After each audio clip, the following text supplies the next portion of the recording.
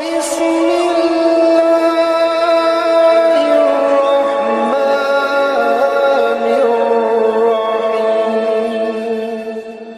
بسم الله الرحمن الرحيم. السلام عليكم ورحمة الله وبركاته.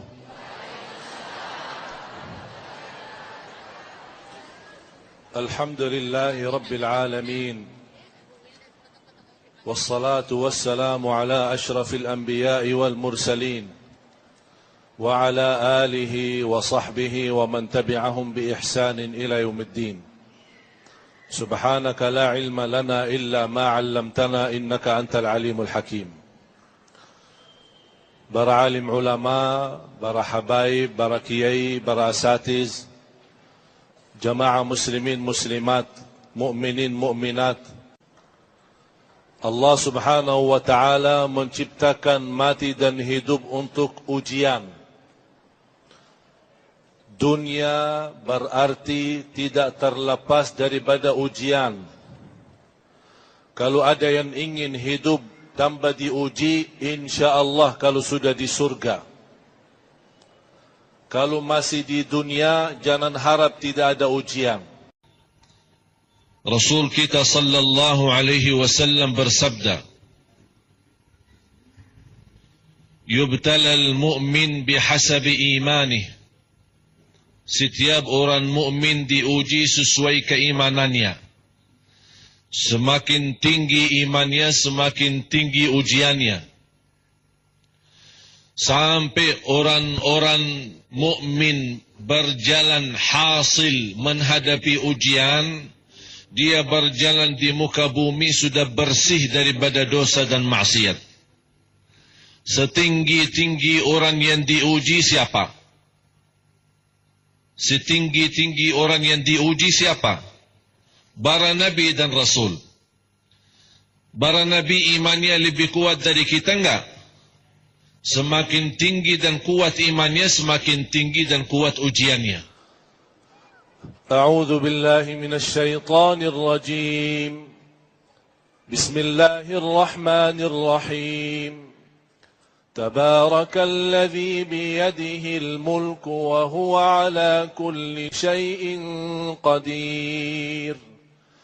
الذي خلق الموت والحياة ليبلوكم أيكم أحسن عملا وهو العزيز الغفور.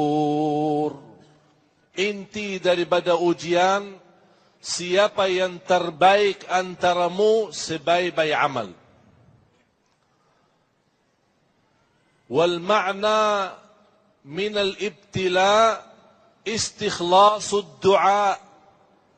Inti daripada ujian untuk membiasakan diri bermunajat, menadu kepada Allah Subhanahu wa taala.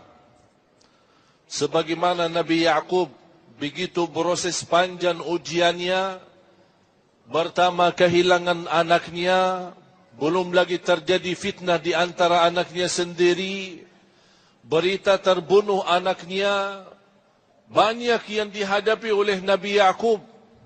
Tapi beliau masih memiliki keyakinan yang luar biasa terhadap Allah. Oleh karena itu Allah gambarkan bagaimana tulus dan ikhlas doa kita kepada Allah Subhanahu wa taala, apalagi di saat ujian. Qala innama ashku bathi wa huzni ila Allah wa a'lamu min Allah ma la ta'lamun.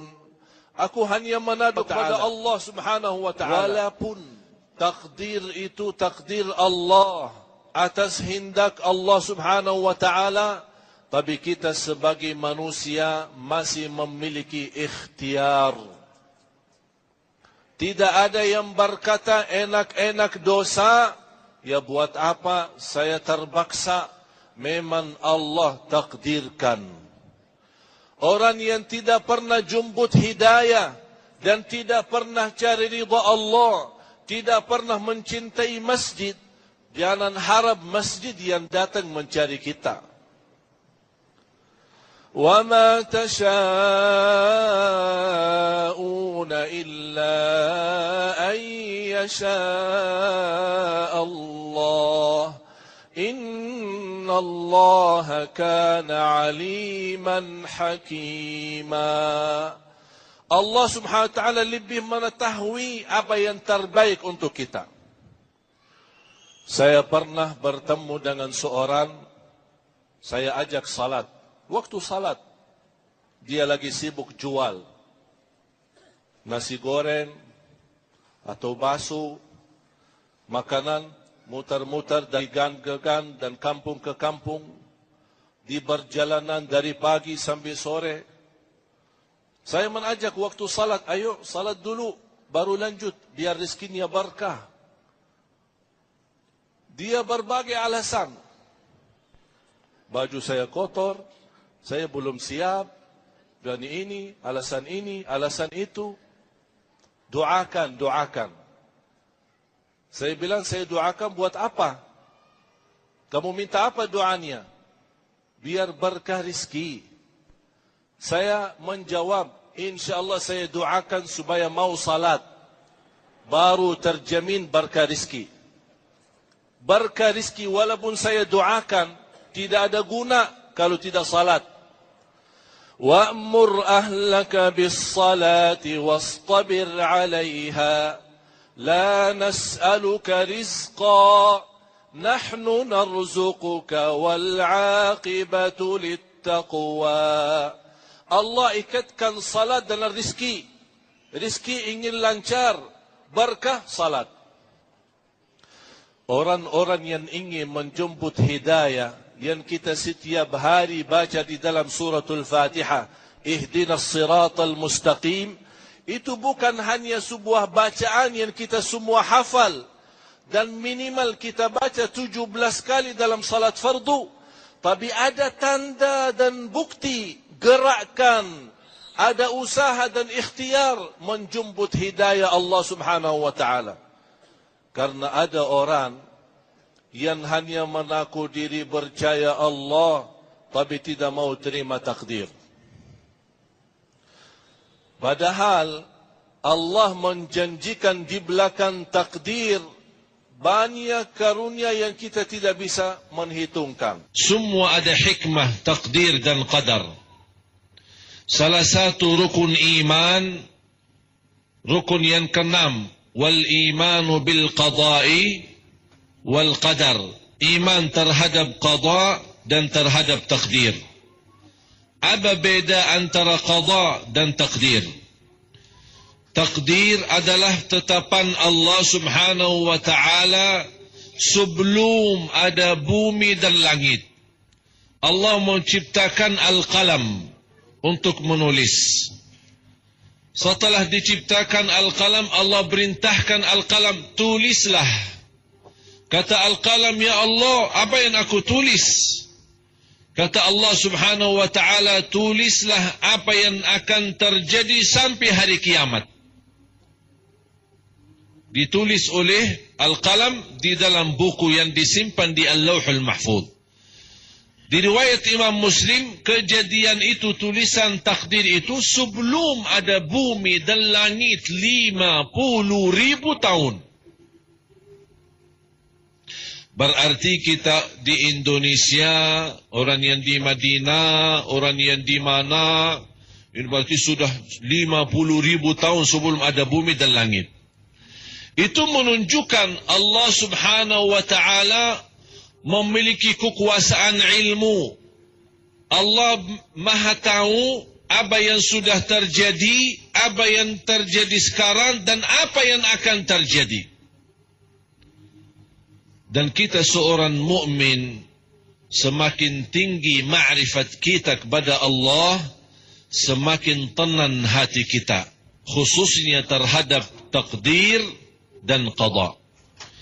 Takdir tetapan Allah subhanahu wa ta'ala, tapi qada adalah hukuman Allah ketika terjadi. Misal, Allah mentakdirkan orang ini akan kecelakaan, tapi karena dia selalu berdoa, Allah subhanahu wa ta'ala menjadikan takdir ini tidak berfungsi. Berarti takdir tambah qada. Ada takdir dengan qada, tetapan Allah sama hukum Allah. Hukum Allah jadilah.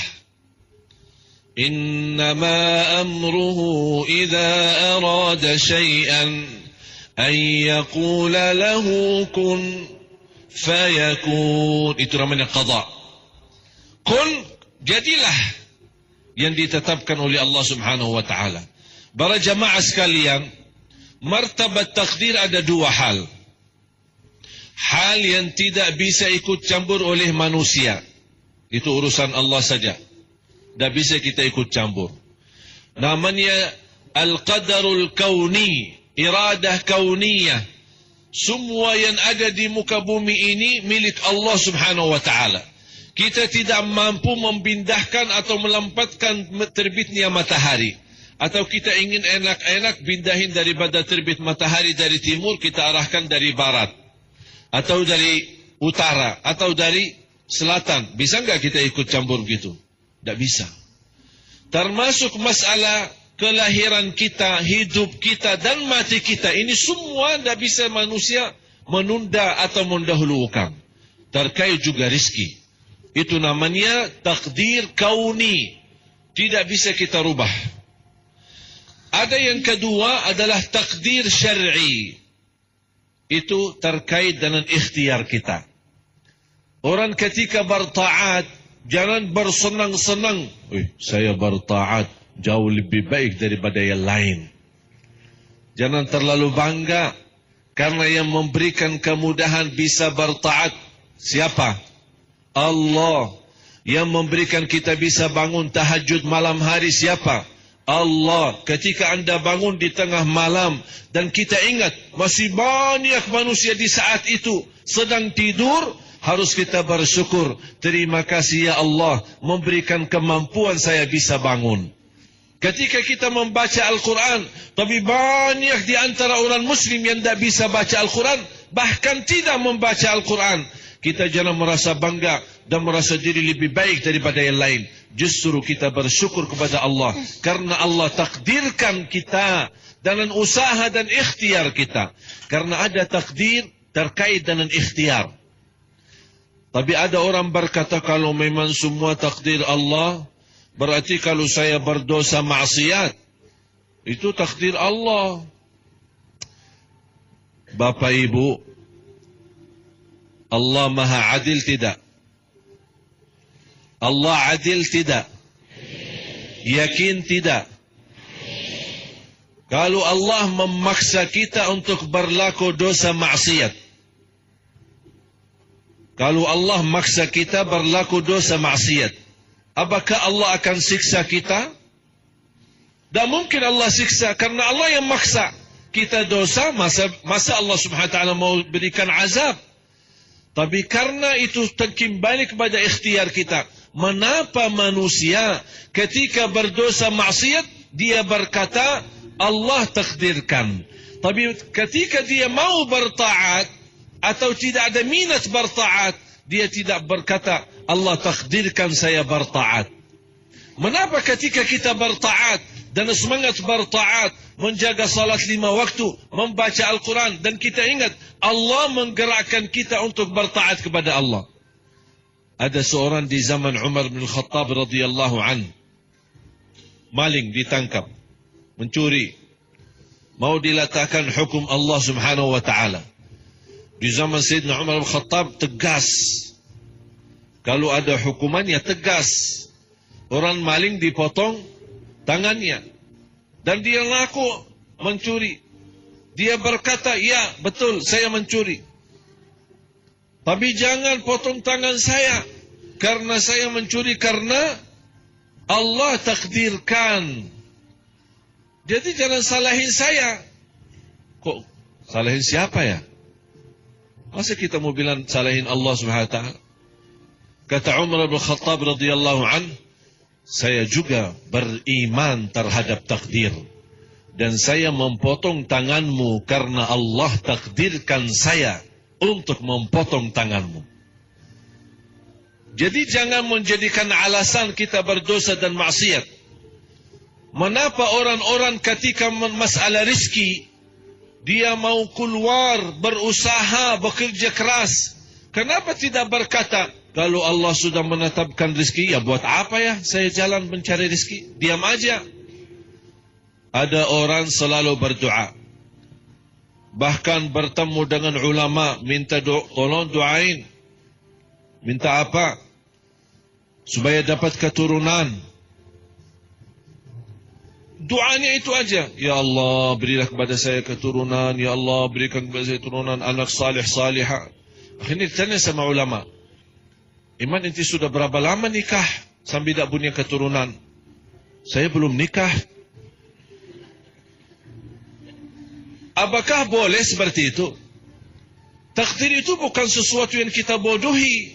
Oh ini, saya bisa dapat anak tambah menikah. Atau saya bisa mendapatkan rezeki tanpa berikhtiar dan berusaha. Tidak bisa.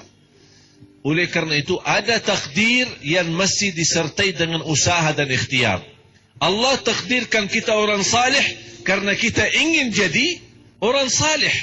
Allah takdirkan kita mau berdosa maksiat karena kita yang mau berdosa maksiat. Masih ikuti hawa nafsu. Tapi ketika kita tegas terhadap diri hawa nafsu kita, kita kendali hawa nafsu kita. Ketika ada dosa maksiat, kita ingat kebesaran Allah. Di situ kita tahu Allah memang takdirkan, tapi Allah rubahkan takdir itu karena kita tidak mau berdosa agar mendapatkan murka Allah. Tapi kita ingin lebih baik. Termasuk juga bertaat. Iyyaka na'budu wa iyyaka nasta'in. Tidak sempurna ibadah kami ya Allah kecuali pertolongan darimu ya Allah. A'udzu billahi minasy syaithanir rajim. Bismillahirrahmanirrahim. قل اللهم مالك الملك تؤتي الملك من تشاء وتنزع الملك ممن تشاء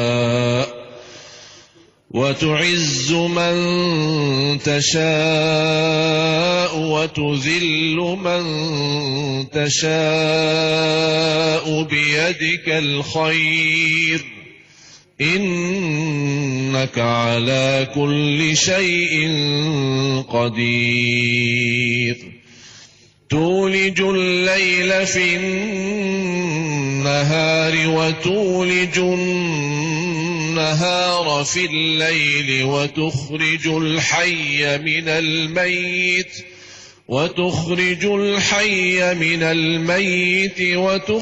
الميت من الحي وترزق من تشاء بغير حساب صدق الله العظيم. Bapak Ibu, kekurangan kita belum memahami Al-Quran. Sungguh kita sebagai orang mukmin yang semestinya mempelajari Al-Quran, mendalami Al-Quran.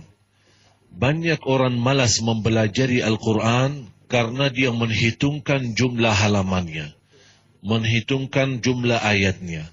Tapi kalau kita mulai setiap hari satu ayat, ambil artinya, dalami tafsirnya, saya yakin beberapa tahun kemudian kita sudah betul-betul mantap iman dan tinggi ilmu kita.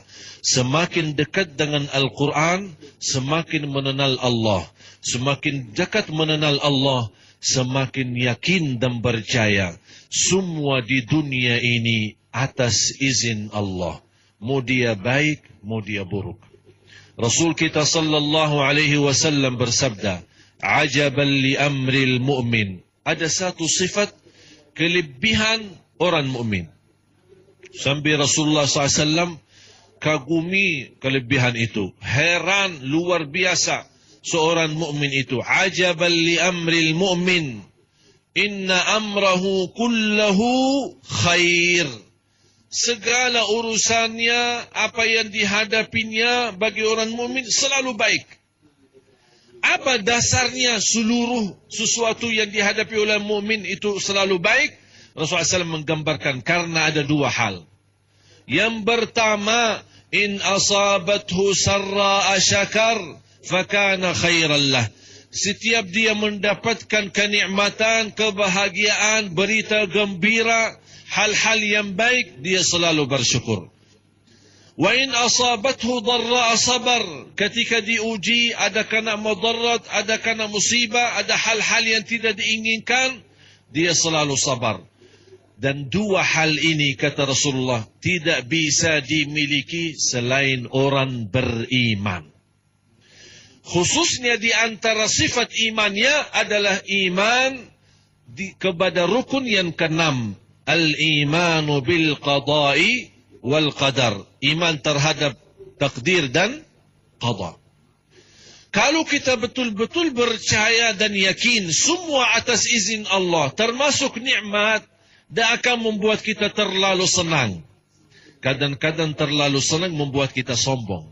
Tapi kalau orang mukmin dia tahu, bukan karena kelebihan saya, bukan karena anak buah saya yang banyak, bukan karena ahli dan staf-staf saya, ada ahli ekonomi, ada ahli apa, mereka karena kelebihan mereka, ada yang tamatan Amerika, ada yang tamatan Inggris. Karena adanya mereka ini, saya bisa menjadi orang yang hebat. Dia lupa, ini semua Allah takdirkan dan menghantarkan makhluk-makhluk ini menjadi mereka membantu dia supaya menjadi orang kaya, menjadi orang penduduk tinggi, atau menjadi orang pejabat, atau menjadi orang sesuatu. Ini semua kalau kita percaya takdir dan qada, pasti kita bersyukur karena Allah takdirkan kebahagiaan ini bukan karena kelebihan saya, bukan karena Allah terlalu cinta sama saya, tapi Allah Subhanahu wa taala memberikan itu karena ada hikmah di belakangnya. Sebaliknya, ketika ada seorang yang diuji dengan musibah, jangan anda merasa Allah benci sama saya, Allah tidak senang sama saya. Mengapa saya diuji seperti ini? Sebenarnya jamaah sekalian, kalau kita sudah mulai berkata, mengapa Allah seperti ini bersama saya? Tolong periksa imannya. Periksa imannya karena tidak pantas kita berkata, mengapa Allah Subhanahu wa taala buat saya seperti ini? Yang aku heran ketika manusia senang, sudah dapat lancar usaha, dia tidak pernah berkata, mengapa Allah jadikan saya kaya? Tapi pasti lagi pusing, stres, mengapa Allah jadikan saya stres? Heran kunjung manusia, aneh kan manusia? Ketika senang-senang lupa sama Allah. Ketika susah-susah, mengapa Allah sama saya seperti ini? La yus'alu amma yaf'alu wa hum yus'alun. Tidak boleh bertanya kenapa Allah seperti ini. Tapi yang kita harus menyiapkan berjawabannya di hadapan Allah di dunia maupun di akhirat. Sebagaimana bersabda Rasulullah sallallahu alaihi wasallam di hadis yang diriwayatkan Imam Bukhari, yubtala al-mu'min bihasabi imanihi, fa in kana fi dinihi shiddah shudda alayhi, wa in kana fi dinihi rakhawa khuffifa an, wa la yazalu al-bala'u bil mu'min حتى يمشي على الأرض وليس عليه خطيئة. Rasulullah sallallahu alaihi wasallam menggambarkan orang yang teruji, semakin tinggi iman, semakin berat ujian. Tapi saya yakin jamaah sekalian, belum ada yang teruji sebagaimana Rasulullah sallallahu alaihi wasallam. Pertanyaan saya, apakah ada di antara jamaah sekalian ketika lagi sujud dibuang di atas kepalanya kotoran unta? Ada? Belum kan? Berarti belum diuji. Karena Rasulullah saja yang namanya Rasul mampu mengangkat tangan berdoa untuk menghancurkan musuhnya, tapi bersabar. Sujud di hadapan Ka'bah, datang musuhnya membuang kotoran sampah di atas kepalanya Rasulullah SAW. Begitu luar biasa yang diajarkan oleh Nabi kita Nabi Muhammad sallallahu alaihi wasallam supaya menjadi umat yang sabar. Dan sabar, sering saya menerima pertanyaan, iman ada batas? Tidak ada batas sabar. Kalau saya berkata sabar, Terus kalau selain sabar, bersabarlah. Itu selain sabar. Ya ayyuhalladzina amanu isbiru wasabiru warabitu wattaqullaha la'allakum tuflihun. من الخوف والجوع ونقص من الأموال والأنفس والثمرات وبشر الصابرين الذين إذا أصابتهم مصيبة قالوا إنا لله وإنا إليه راجعون أولئك عليهم صلوات من ربهم ورحمة وأولئك هم المهتدون.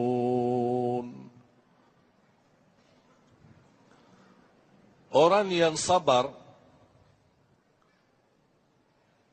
Allah subhanahu wa ta'ala akan salatkan. Disalawatkan oleh Allah.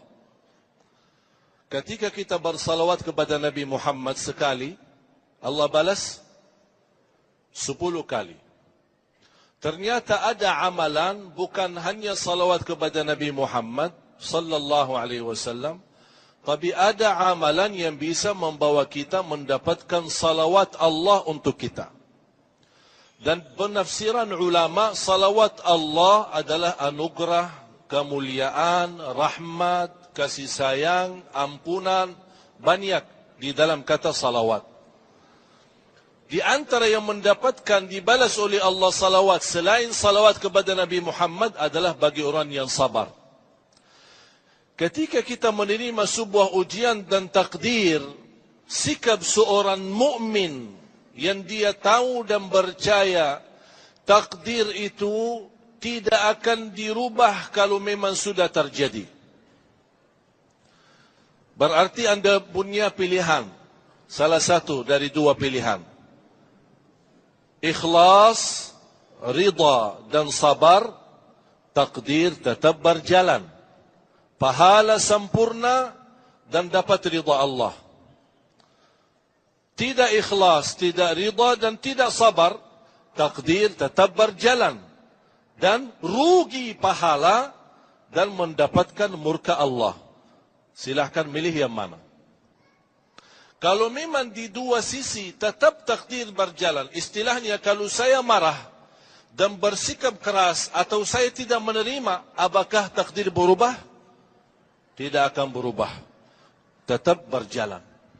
Kalau saya ridha, saya ikhlas, saya terima dan saya sabar, apakah takdir berubah? Tetap tidak berubah. Tetap takdir berjalan. Tapi bedanya apa kalau memang dua-duanya tetap takdir berjalan? Yang pertama yang ikhlas, sabar dan ridha, dia dapat pahala sempurna, dapat salawat, dapat rahmah, dapat hidayah, wa ulaika humul muhtadun, diberikan oleh Allah petunjuk. Tapi yang tidak sabar, tidak ikhlas dan tidak ridha, takdir tetap berjalan, rugi pahala, bahkan bisa mendapatkan na'udzubillah kemurkaan Allah subhanahu wa ta'ala. Oleh karena itu jamaah sekalian, harus kita fahami, di dalam ajaran Islam ada kata takdir, ada kata qada. Qada adalah hukum Allah yang sudah berlalu. Terjadi sesuatu musibah, kalau sudah terlihat musibah dan kita sendiri merasakan dan menghadapinya, itu sudah dari takdir menjadi qada. Tapi banyak di antara kita yang belum tahu apa yang disembunyikan oleh Allah di dalam takdir yang belum jadi qada. Banyak. Bahkan kata Imam Ibn Qayyim, kalau Allah izinkan manusia boleh melihat buku takdirnya masing-masing, akan bersyukur kepada Allah subhanahu wa ta'ala. Kalau boleh manusia semua, silahkan lihat. Nasibmu, takdirmu, selama hidup sampai di akhirat. Kata Imam Qayyim, semua manusia akan bersyukur masing-masing. Begitu luar biasa karunia Allah Subhanahu wa taala. Ada seorang datangi ulama besar, membawa banyak masalah, curhat, disampaikan apa masalahnya, banyak. Masalah keluarga, masalah keturunan, masalah jodoh, masalah usaha, masalah. Kata ulama, silahkan tuliskan masalahmu. Ditulis. Selesai dituliskan semua, dibawa kemari. Ini suratnya. Udah, suratnya itu masukin di dalam kotak saja. Ada sebuah kotak besar, disimpan, masukin suratnya. InsyaAllah, beres. Bukannya kamu pulang, tenang-tenang saja. InsyaAllah beres. Sekian bulan, dah ada perubahan, malah tambah lebih parah. Datang ke lagi ke ulama. Gimana? Saya sudah capek, pusing, galau. Gimana solusinya? Maaf, enti siapa? Ana dulu datang. Yang mana? Soalnya banyak yang datang. Buktinya tanda saya bawa surat. Suratnya di mana? Itu di dalam kota itu. Silahkan buka. Dibuka kotanya, dibawa. Di dalamnya ternyata memang banyak surat. Ayo silahkan cari suratmu. Sambil dia mencari surat dia sendiri, ternyata dia sempat membaca surat-surat orang lain. Begitu dia baca, Astaghfirullahaladzim. Astaghfirullahaladzim. Astaghfirullahaladzim. Dia kaget. Belum ketemu suratnya, dia langsung datang ke guru. Cukup saya terima takdirku aja. Daripada membaca bacaan orang lain, ternyata orang lain lebih parah. Makanya terima apa adanya. Nikmati apa adanya. Sungguh Allah Subhanahu wa ta'ala maha baik dan maha adil. Tak ada orang yang teruji di luar batasnya, yang tidak mampu dia hadapi. Asal sikap kita baik, ucapan pun baik, ada janji Allah Subhanahu wa taala untuk kita. Apa janji Allah? Asaba min musibatin fil ardi wala fi anfusikum illa fi kitabin min qabli an nabra'aha. إن ذلك على الله يسير لكي لا تحزنوا على ما فاتكم ولا تفرحوا بما آتاكم والله لا يحب كل مختال فخور. Jamaah sekalian yang dimuliakan Allah Subhanahu wa taala, semua takdir sudah tertulis bukan sebelum ada manusia lagi, sebelum ada apa-apa di dunia ini. 500 tahun sebelum ada bumi dan langit, bahkan sebelum ada makhluk pun. Ketika Allah menciptakan Al-Qalam, uktub ma yakun wa ma sayakun ila qiyamis sa'ah. Tulislah, itu Al-Qalam diperintahkan oleh Allah. Tulislah. Dan itulah yang dijelaskan oleh ulama, pertama makhluk yang diciptakan oleh Allah adalah Al-Qalam. Diperintahkan menuliskan semua negara-negara, keturunan-keturunan, nama-nama, rizki-rizki, di mana ditempatkan, di mana tinggal. Di antaranya si Ali Jaber, lahir Madinah, pindah ke Indonesia. Kok bisa datang ke Indonesia, ngapain? Orang-orang aja milih duduk di Madinah, betul tak? Mau di Madinah atau di Indonesia? Kok masa tak cinta Indonesia sih? Lahir besar di Madinah, tak pernah mimpi muka Indonesia. Tak pernah bercita-cita bisa bahasa Indonesia. Tapi takdir, percaya dan nikmati, ambil hikmah dan berilah yang terbaik. Mau di mana tempatkan, mau di Madinah, mau di Indonesia, mau di manapun, kita selalu berupaya menjadi hamba yang diridai Allah Subhanahu wa taala.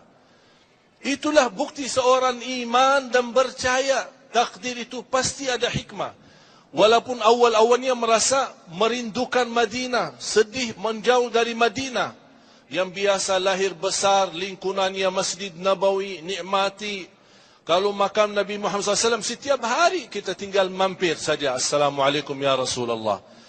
Para sahabat, lebih dari 10,000 sahabat Rasul ada di Baqi'. Sekarang sudah jauh menjadi seperti jamaah. Sekali-kali setahun kalau dapat syukur umrah, bisa ke sana. Mudah-mudahan yang belum umrah dimurahkan rezekinya bisa umrah ke Tanah Suci. Dan insyaAllah bisa haji ke Tanah Suci.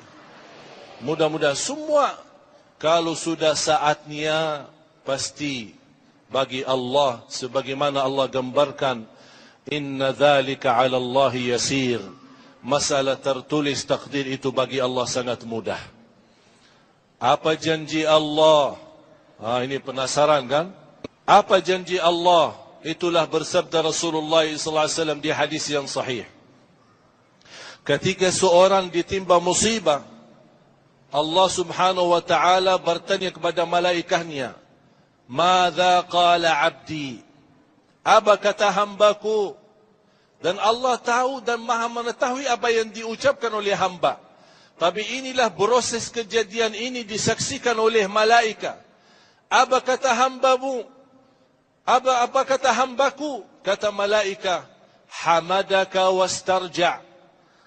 Beliau yang salah menerima sebuah musibah, dia mengucapkan alhamdulillah, inna lillah wa inna ilaihi raji'un.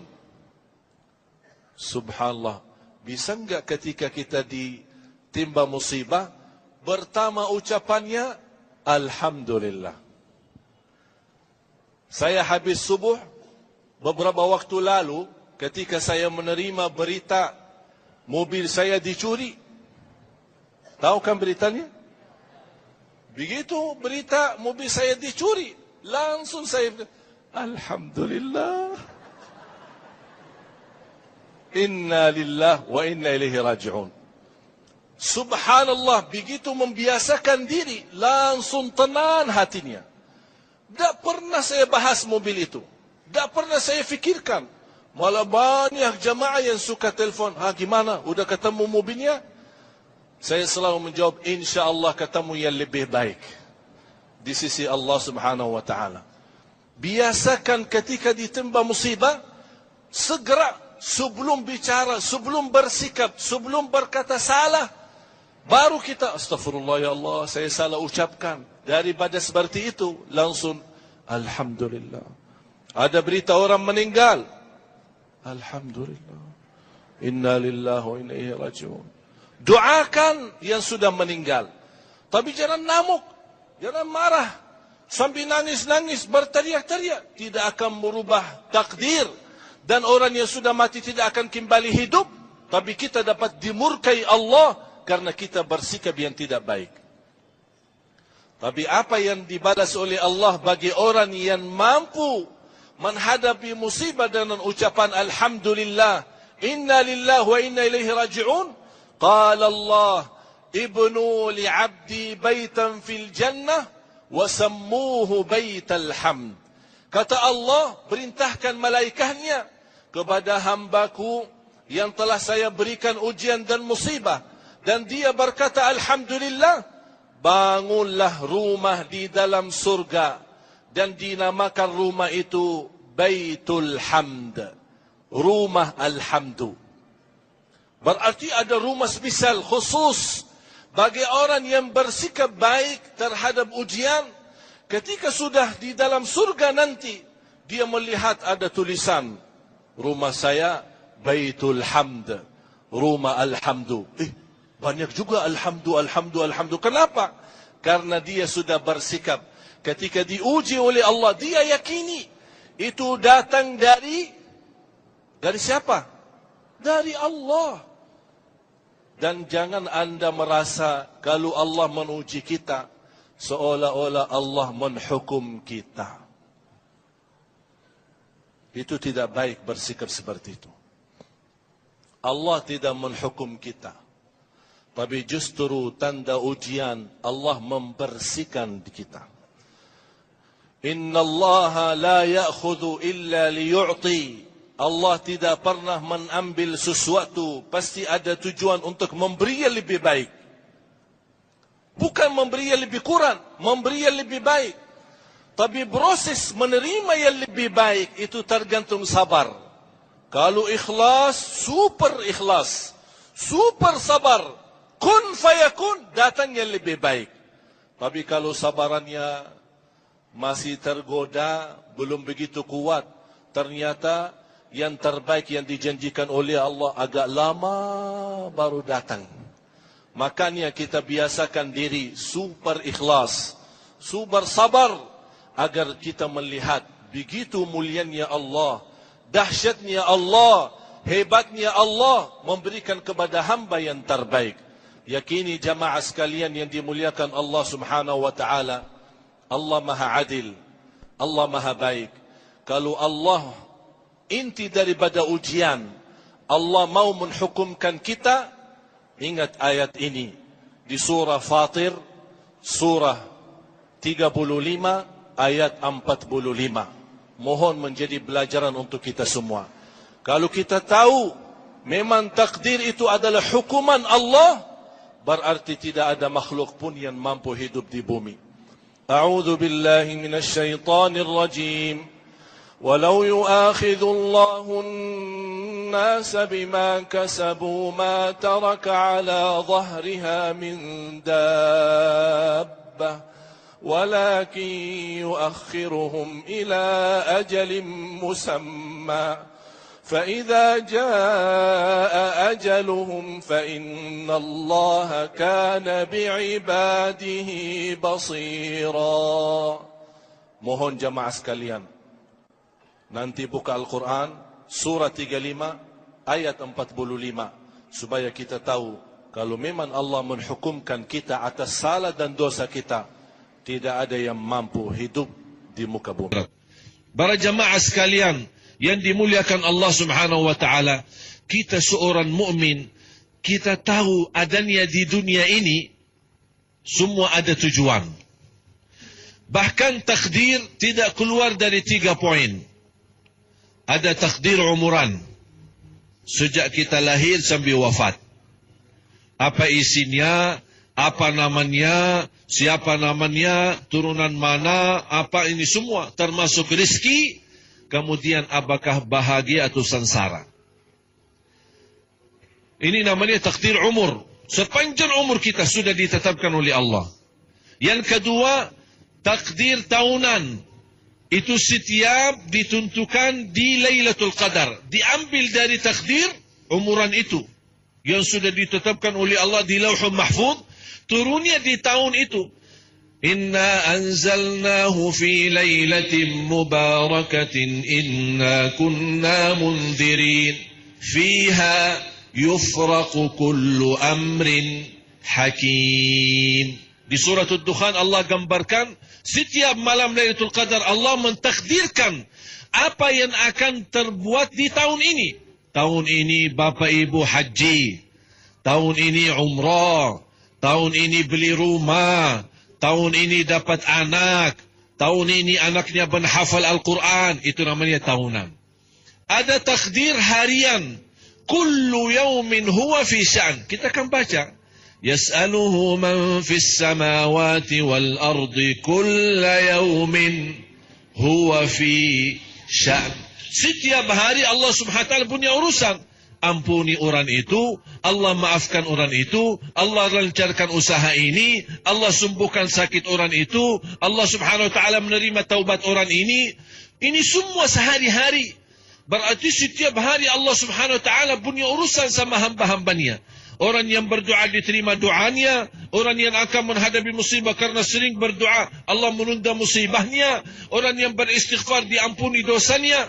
Subhanallah. Itulah hari-hari kemuliaan Allah kepada hamba-hambanya. Tapi kita tidak tahu. Di antara hari-harinya, ketika kita lagi i'tikaf, apalagi di 10 malam akhir, ketika kita berdoa saat buka puasa, termasuk doa makbul, sampai Rasulullah SAW bersabda, tidak akan ditolak doa kita saat buka puasa. Daripada sibuk cari makanan apa isinya, dan kota-kota beda warna, walaupun isinya sama, tapi melek matanya mau lihat apa isinya.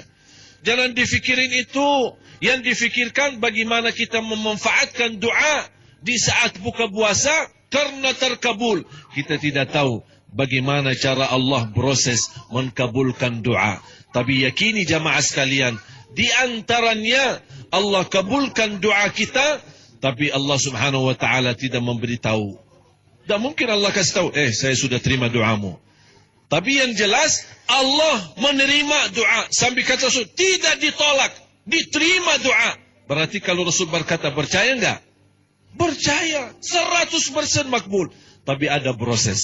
Oleh karena itu jamaah sekalian, mari kita sama-sama jangan terlalu banyak mendalami ilmu takdir, karena kita tidak akan bisa tahu rahasianya. Ini salah satu rahasia Allah. Tapi harus kita menanamkan kepercayaan kita kepada Allah, dan kita yakin apapun yang diberikan oleh Allah pasti ada hikmahnya dan ada baiknya.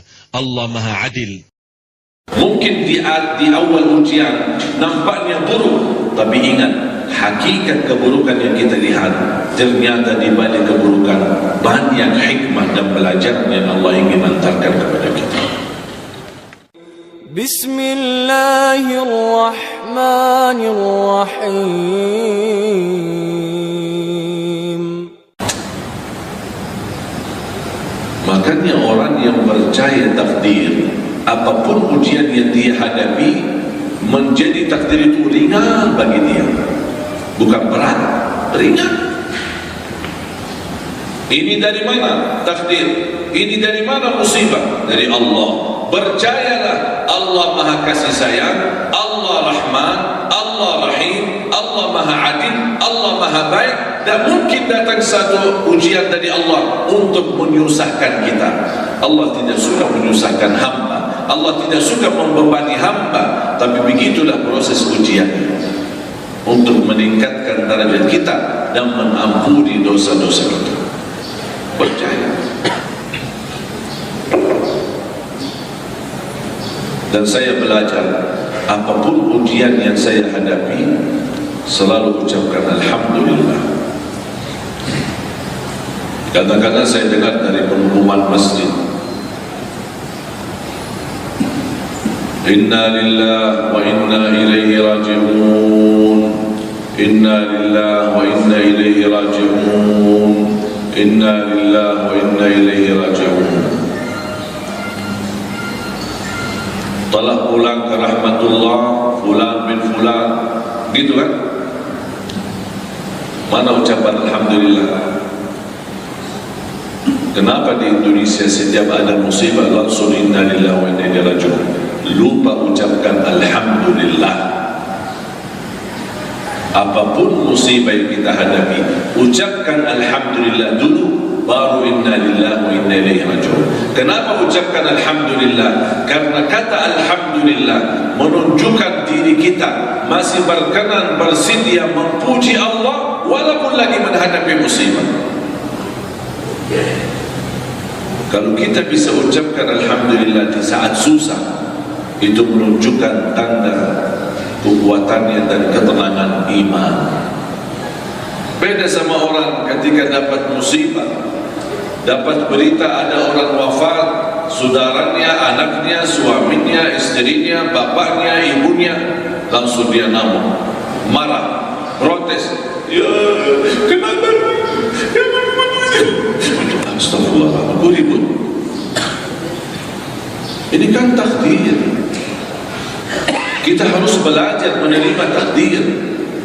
Dengan kata Alhamdulillah, berarti kita setia berkata dengan ikhlas, ini darimu ya Allah, Alhamdulillah, Inna lillahi wa inna ilaihi raji'un. Allahumma ajirni fi musibati wa khuluf li khairan minha. Ya Allah, sempurnakan pahala bagiku terhadap musibah ini, dan berilah yang pengganti yang lebih baik. Menjadi kebiasaan. Istri saya telepon, anak lagi sakit panas, demam. Alhamdulillah, Inna lillahi wa inna ilaihi raji'un. Tiba-tiba telepon, listrik mati di rumah. Alhamdulillah, Inna lillahi wa inna ilaihi raji'un.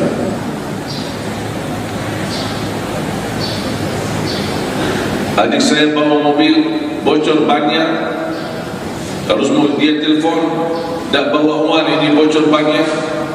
Alhamdulillah, inna lillahi wa inna ilaihi raji'un. Terus saya kalau bisa belajar ucapkan Alhamdulillah di saat susah, akan jauh lebih indah dan nikmat di saat senang. Tapi sayang sekali kita bisa ucapkan Alhamdulillah di saat senang, tapi nampaknya belum bisa ucapkan Alhamdulillah di saat ditimpa musibah.